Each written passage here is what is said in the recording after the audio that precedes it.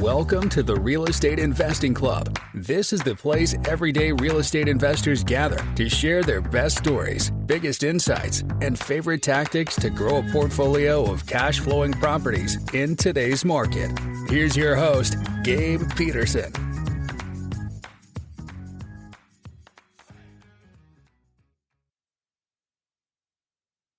All right. Welcome back to another episode of the Real Estate Investing Club, and happy Friday, everybody. I hope you're having a great day.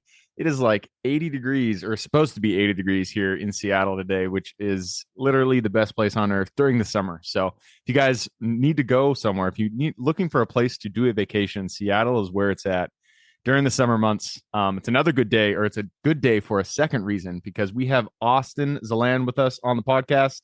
He has a ton of experience in a lot of different assets and a lot of different investment types. And so it'll be an interesting podcast to hear his perspective. Austin, thanks for hopping on the show. Yeah, thank you so much for having me. I told you before we got on here, we always like starting with stories. I'm sure you got a good one. Why don't you take us to the beginning of your story and tell us, how'd you get into real estate? Sure. So I started out in corporate America, worked for a startup for a while. Then I went to Microsoft and I was consulting them on like business strategy and some things like that. And during that whole time, I thought to myself, this is great. I thought this was my dream job. I like it. I have great benefits, great career path, all that stuff. But I didn't feel fulfilled. So I didn't really feel like I was doing what I was meant to do. And I felt like I could do so much more with my life. And so I started exploring different things that I could do on the side to maybe supplement my income or replace my income and use that money to then live my life however I wanted to. So even before Microsoft, I started trying out different things. And one of the first things that I tried was actually Forex trading. So that's trading different currencies from around the world.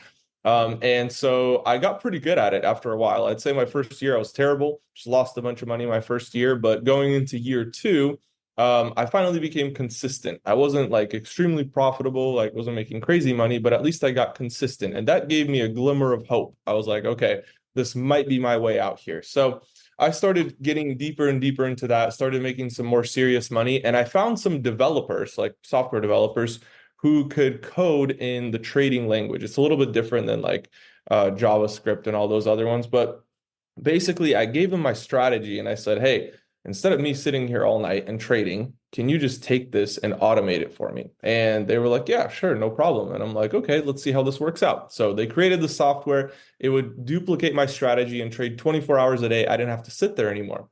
And initially, I was really scared to use it, even though we went through all the testing and all that stuff. And so I didn't even put my own money into it, to be honest. I went out and I got a bunch of credit cards.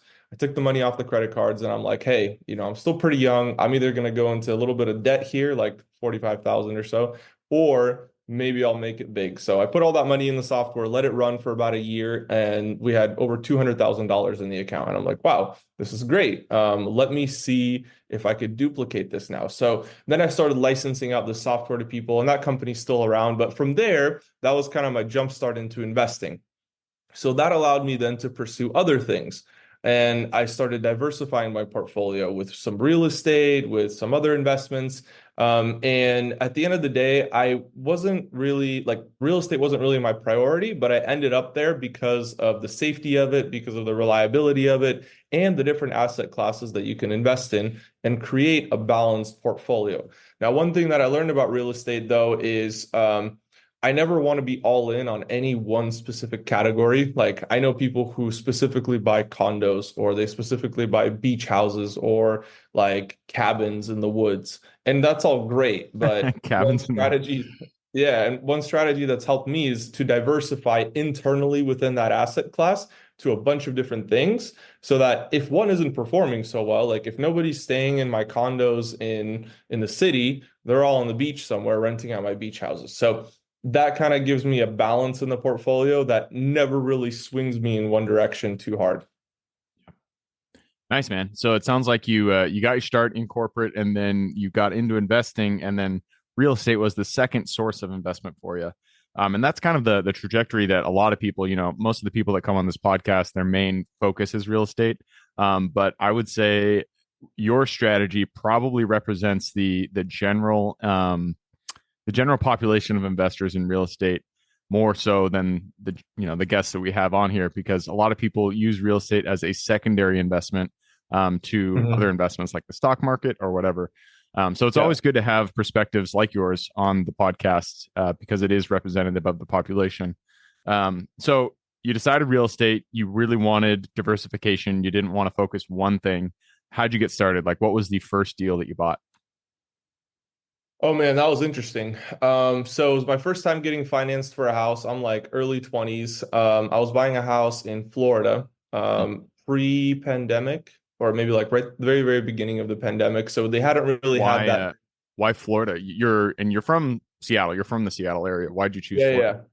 yeah. Well, I've heard some pretty bad horror stories in Seattle with like tenants and stuff like that, and even my own family members have experienced it. So, firstly, that. Secondly, it was very expensive here, and I didn't really want to spend $800,000 on a house when I could go to Florida and buy one for like half that price. So, basically, and another reason is I usually spend my summers in Florida, so I'm pretty familiar with the market. Then we were staying there around the beginning of the pandemic. And so we were looking around for different real estate options. And I just thought to myself, I'm like, hey, what if I just went door knocking and knocked on a bunch of doors and see if I could find some houses? But then I'm like, no, that's kind of weird. I've never really done that. I don't know what's going to happen. So let me just go with a real estate agent and see what's the cheapest house I could possibly find. And I literally had no strategy. I'm just like, hey, let me just go look at all the cheapest houses, like the 20 cheapest houses in this area that I like and see what I can find out. And oh my goodness, what a journey that was. We'd like pull up and some houses we just wouldn't even get out of the car because it'd just be scary. It's like, oh my goodness, where did I arrive? And so that really caused me to learn the area because the area that I invested in is St. Pete. I don't know if you know Oh that yeah, area. yeah, yeah. It's I really mean, I've patchy. never been there, but I've heard it's a good market, and it's the appreciation there has been pretty good. Oh yeah, it's been great. So we were driving through the city and it's very patchy. Like you could go through a super horrible neighborhood with like gangsters outside, and then a couple blocks over, it's like really nice houses. So it's very, very patchy the way they built it. It doesn't really flow like Seattle does. Mm, Seattle's like pretty, like you can tell if it's a good area in general or not. yeah. Whereas there, you don't really know. It's like every other street is different. So that was kind of an interesting experience. I got to see a lot of the city, and I realized that my strategy wasn't going to work because I didn't want to buy the cheapest house after all. So I That realized how is, I feel important. like that's one of the lessons that almost 100% of the people that are just getting started in investing, that is the lesson they learned, because we all start out and we're like, just give me the cheapest, whatever it is. I want to buy it for pennies on the dollar. I want $100,000 house. And then when you Yeah, do that, when you make that decision, even in the on the commercial side, like we buy self-storage facilities, and I started out wanting the cheapest self-storage facility, but you yeah, quickly realize that they're cheap for a reason, and cheap is not necessarily good. Doesn't mean it's going to be a good investment. So sorry, I jumped into your story. Keep going. definitely. No, no, no. I totally agree with you. And I think that that is probably one of the most important lessons to learn in investing is, cheap doesn't mean good. And it's usually better to spend a little bit more, but have something that's quality and, potentially increase the value of that long term. That's where the big players are playing. But anyway, so went through kind of like this experience and I'm like, okay, well, what do I do now? So then I remembered again my strategy of door knocking. So I'm like, okay, well, maybe the house that I want just isn't listed yet. I was like, that could totally be the case. Let me just drive through St. Pete and find some neighborhoods that I do like and go knock on all the doors and see if they would just sell me my house. Surely I can find somebody who's maybe getting a little bit older. It is a bit of an older population there. Maybe somebody's getting older. Maybe they want to get rid of their house. Maybe they just haven't listed it yet, or maybe they would want to sell it to me, or even owner finance. Like I literally had no idea how this whole thing works because I've never bought a house before. I just went and knocked on like probably, I don't know, 50, 60 doors. And I found actually a couple houses like surprisingly quick where there were some older people who just wanted to get rid of the house. And I saw an opportunity to remodel it. And I'm like, okay, great. So this is when I really like committed to the idea of buying a house. I'm like, okay, I'll do it. I know I'm going to get a good deal here, here, or here. And the funny thing is, I didn't even end up buying any of those houses, but it really sparked this whole journey because it showed me how realistic it was. So it gave me the belief that I could do it. Because again, I'm just making money clicking buttons on my phone at this point. So I'm like, great, this is super easy, but I have no idea what it means to buy a house. And so that gave me this whole idea. Then I started working with a real estate agent, and I realized that it was probably better to just go with the house that's already listed, they're represented. It's just a little bit cleaner. It's not as messy. Although I could have bought it from that person, I found that it was easier to buy something that was listed. So that's actually what I ended up doing.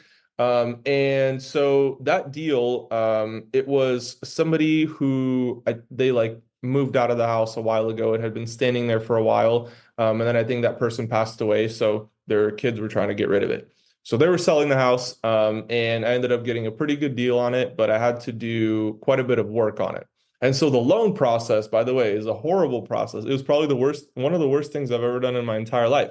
Because at this point, remember, I don't have a W-2 salary. I have like money that I'm investing, and they're just like, what is this app that has all this money in it? Like they don't understand what Forex trading is or a brokerage account. It's not the same as having like Charles Schwab or something like that. It's a different type of broker. So it was definitely a very weird experience where I had to like show all this income that like I'm making from this and from like tax returns and all that stuff. And I remember having a scenario where like they were giving me all this back and forth, and like I was showing them my bank statements. Like I could buy the house cash, but they were still being like, no, you need to show this, you need to show this, you need to show this. And I was like, literally one of the worst experiences of my life. They made me pay down a bunch of credit cards, like all these different things. So I don't know how people do this all the time, but it was not fun.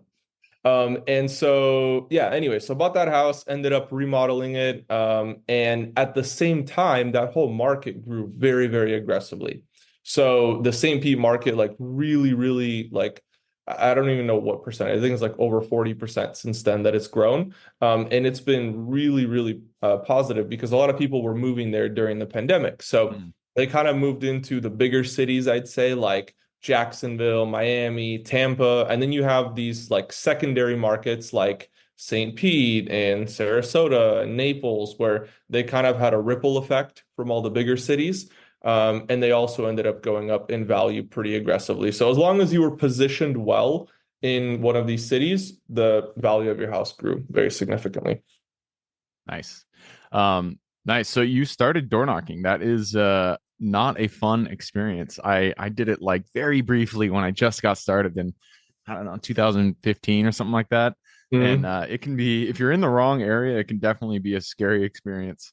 But yeah, I mean, you buying on market, a lot of people, especially, big time investors, they kind of turn their head or thumb or nose or whatever that phrase is to buying on market because they feel like there's no deals there. But that is 100% not the case. A lot of good deals are on market. You just got to keep searching, keep digging until you find one. Yeah, exactly. So once you bought this was a short-term rental, long-term rental? Long-term rental. Yeah. So once you bought that first one, it sounds like before we hopped on the podcast, we were talking, you've gone into some Airbnbs, some LP, multifamily investing, and Airbnb arbitrage. So you've kind of expanded since then. Once you finished that first deal, how did your career kind of evolve, and which one is the strategy that you prefer to use as an investment?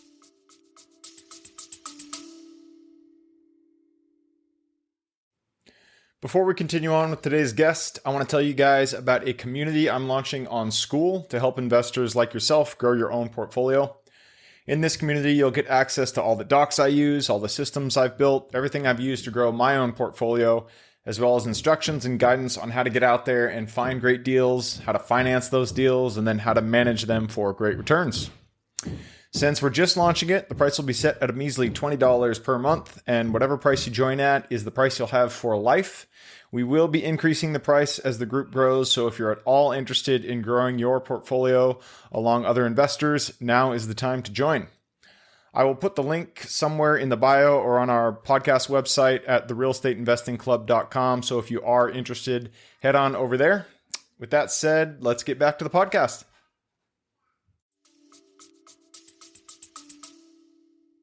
Well, actually, the funny thing is, I was planning to Airbnb that house. And then while I was remodeling it, they created some new city ordinance that didn't Mm-hmm. allow short-term rentals shorter than like 30 days. And I was like, really, guys? Like, this is literally why I bought the house.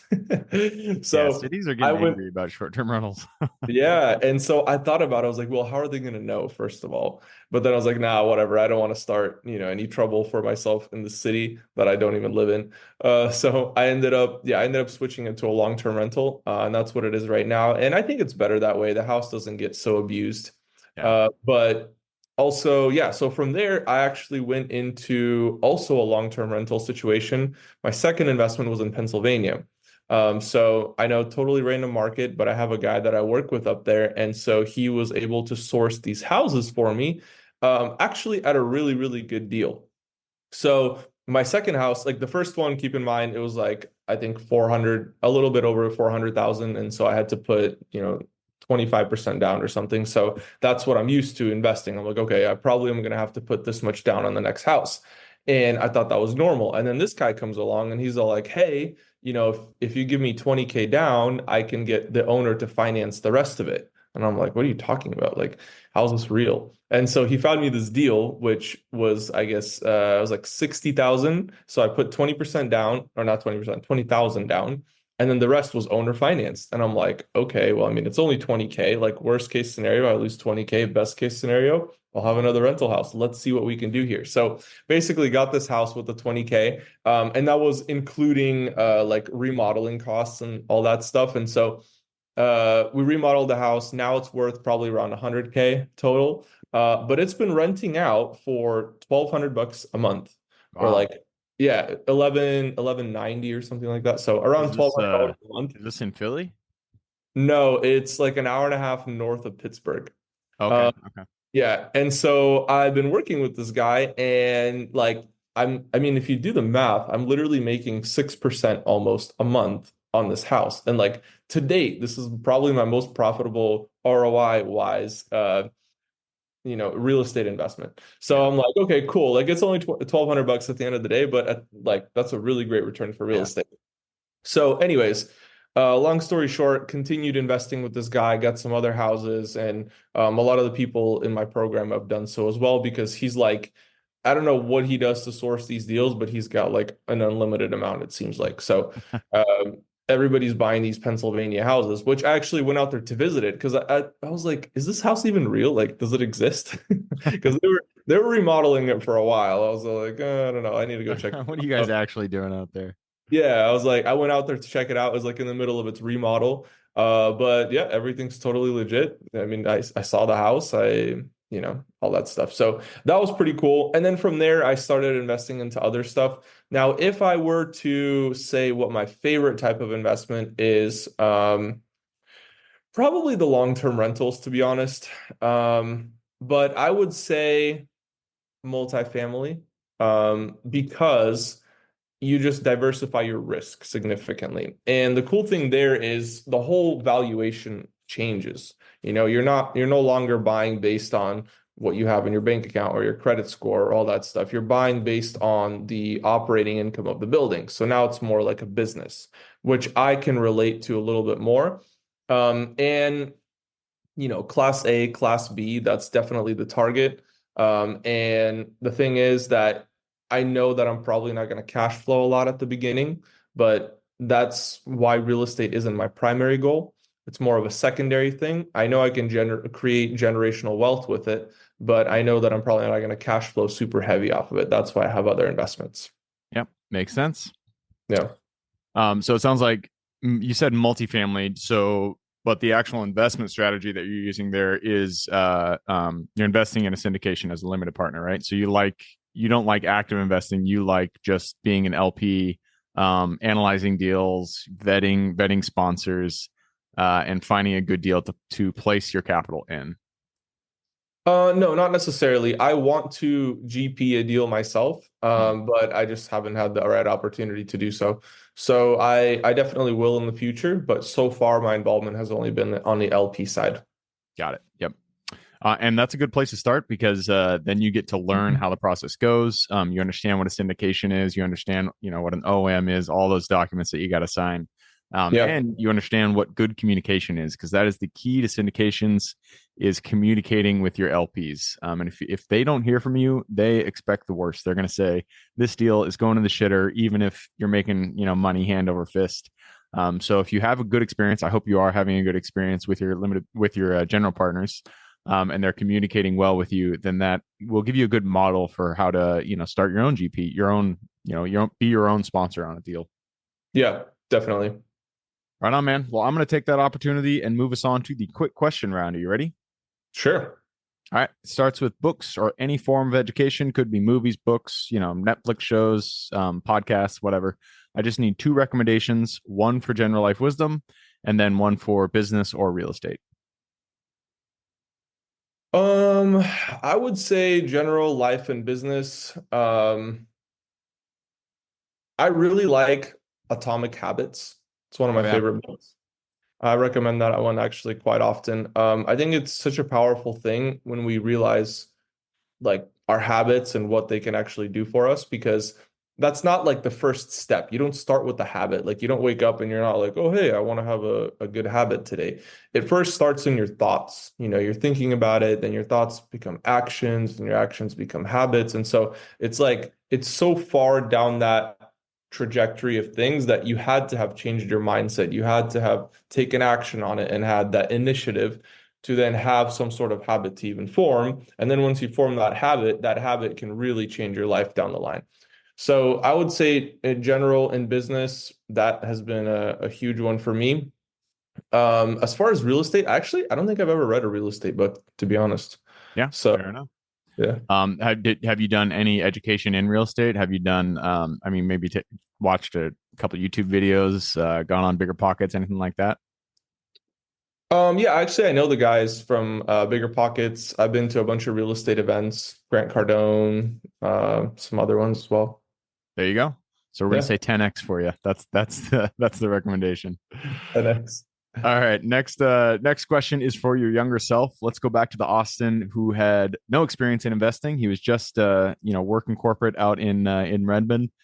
Go to him, look him in the eye, give him one piece of advice moving forward. I would say to take bigger risks, because one thing that I learned in business is that everybody goes down the same path.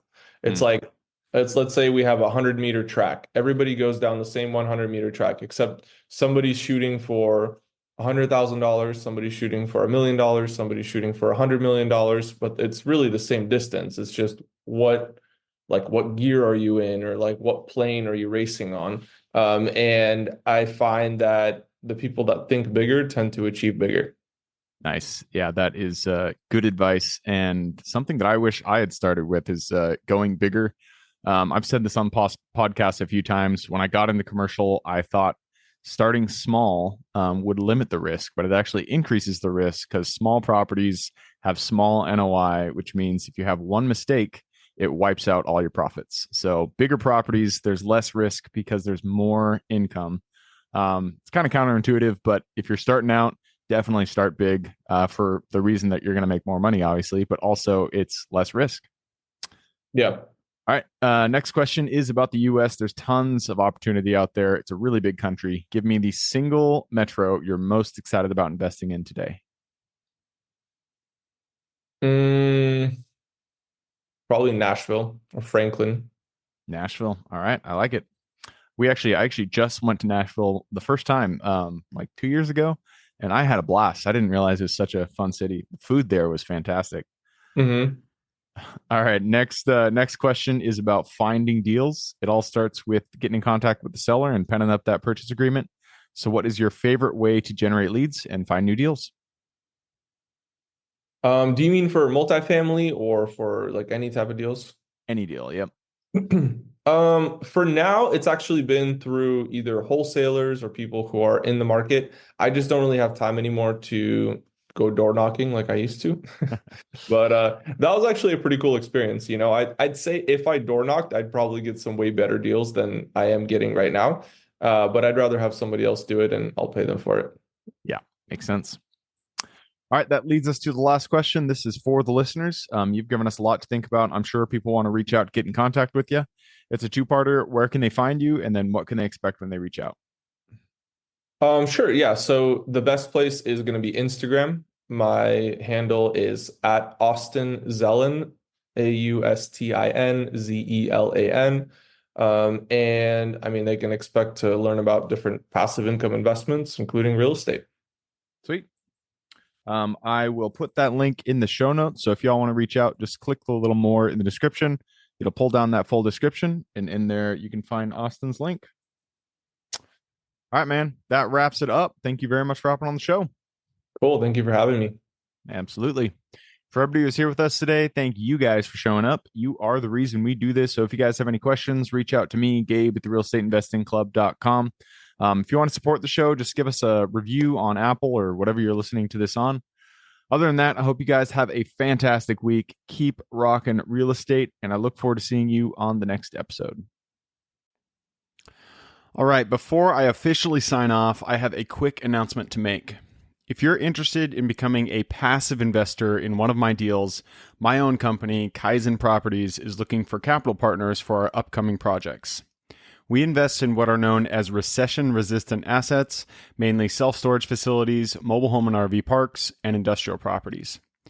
If you're interested in investing and would like to learn a little bit more about my company, our investing criteria, and some of the previous projects we've done, go to the Real Estate Investing Club podcast at therealestateinvestingclub.com and scroll all the way down to the bottom of the page. Click on the Invest With Us button. That'll pop up the investor form. Fill that out, and we will reach back out to you as soon as we can. Or if you prefer a little bit more of a personal touch, you can reach out to me at Gabe at therealestateinvestingclub.com. So really, that is it. Again, it was a pleasure hanging out with you guys during this episode, and I look forward to seeing you on the next episode.